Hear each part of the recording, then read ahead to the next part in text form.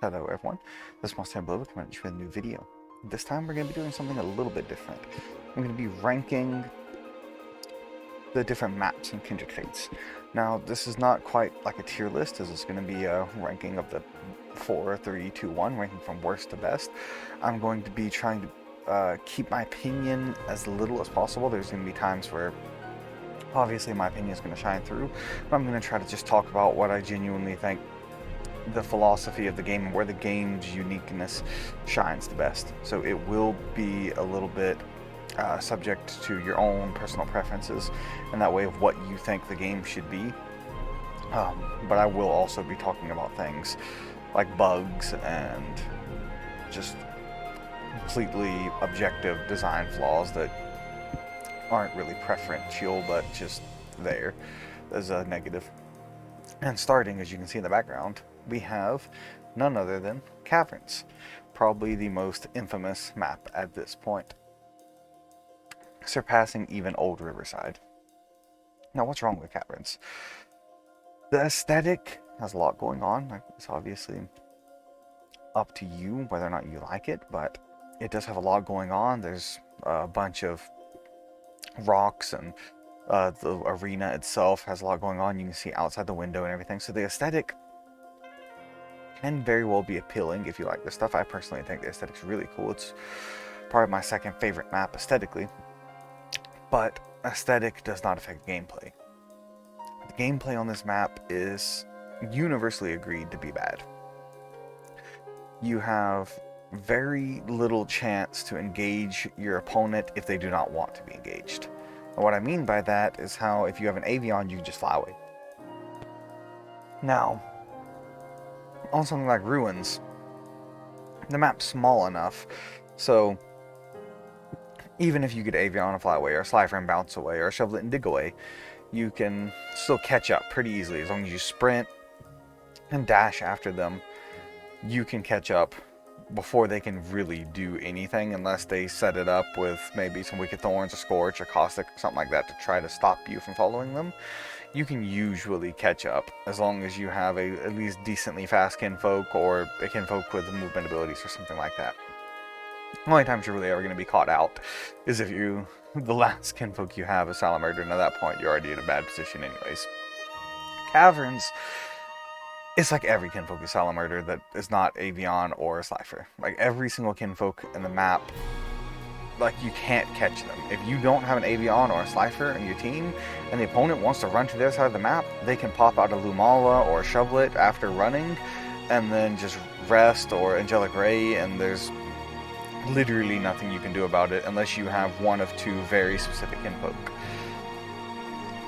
which just makes the map horrible and like go into a very great slog. If you both have them, and then somebody runs away and you're injured, you can choose to just wait it out and like, okay, I'm gonna heal now. You can use somebody with rations and heal too, and it just makes the game drag on for so long and it's really annoying. The top area right here that you see fighting on right now, it's pretty fun to fight on. Like it's kind of like forest, but you have the option to disengage. The only real problem is, like I said, once you disengage, it's really hard to keep up if you disengage with a kinfolk like Avion. Like, see, Avion just yeeted to the other side of the map with a single press of a button, and that wasn't even the worst thing you can do. That was just a very basic movement of Avion on Caverns, and something as basic as that is still super, super annoying to deal with. Now imagine that, but Avion was flying, again, my Ember was where he is right now, and Avion was above me, then he dashed over, and it would be a nightmare to catch up with them, and there'd be no way I could catch up with them in time to stop them from healing or buffing or doing literally anything they wanted over there.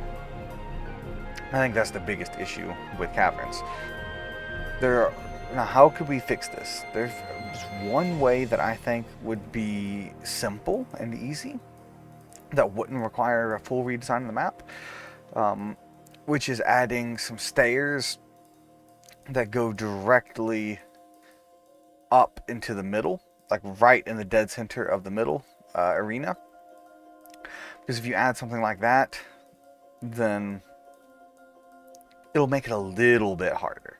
If you add stairs roughly to the left of Bear right there, it'll make it a little bit harder because you won't have to go out of your way as much to get onto the stairs. And that would make it so if someone goes straight across, you don't have to kind of go a roundabout path. You can just go straight up and maybe cut them off in time. Like I said, it probably wouldn't be perfect, but it would be the simplest solution that would make it at least a little bit more tolerable. Now, there's some other issues. I think you saw me throwing my scorch on top of that bridge there instead of under it like I intended to.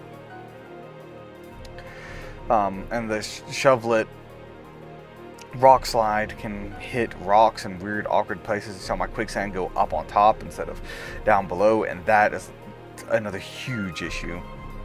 The Caverns is the hitboxes are incredibly janky, and almost any move that requires you, that's like an AoE type move, like Explosion's another one. Like if it's a move you don't aim, like a skill shot, then it almost always messes up, unless you're in a very specific areas of the map. But that is a problem that can probably be fixed by just updating collision and various things like that. I'm not technically savvy enough to know what you have to do to fix that, so I won't comment on it too much, but I will point it out as a problem. And all of these things put together, I think, is why Caverns is the worst map in Kindred Fates. Now, for the next video, we are going to go to the next, number 3 map, in my opinion, and we'll make this into a little mini-series as I go into my in-depth thoughts on why each map is where it is. Until next time, this has been Monstertaming signing off. Hope you have a wonderful day. Goodbye, God bless, and I'll see you all in the next one. Bye-bye.